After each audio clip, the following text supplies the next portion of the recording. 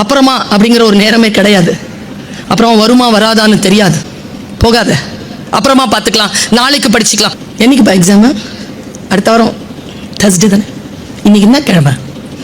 சாட்டர்டேக்கு ஏன்டா அடிச்சுக்கிற? ஜாலியா இருப்பியா? சொல்லி சொல்லி சொல்லி சொல்லி வரும்.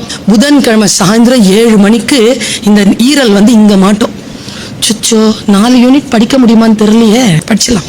அந்த டைம்ல ஃபோன் வரும். வெக்கமானோ சூடு சொரணம் இல்லாம அந்த போனை எடுத்து பார்ப்பீங்க. யார் டைம் இல்லைன்னு தெரியுதுல்ல, சுவிட்ச் ஆஃப் பண்ணிட்டு படிய. படிச்சா படிச்சு பழக்கம் இல்லையா, உடம்பெல்லாம் வலிக்கும். உடனே மனசு சொல்லும்.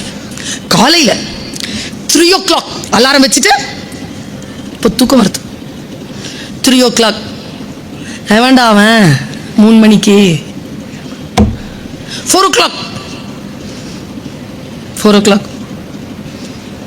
5 o'clock எந்திரிச்சு ஐயோ படிக்கணுமே படிச்சு 9 மணி வரைக்கும் குளிக்காம சாப்பிடாம அப்படியே வந்துட்டு கொஸ்டின் பேப்பர் வாங்கிக்கிட்டு அப்படியே அது மேலேயே படுத்து தூங்குறது.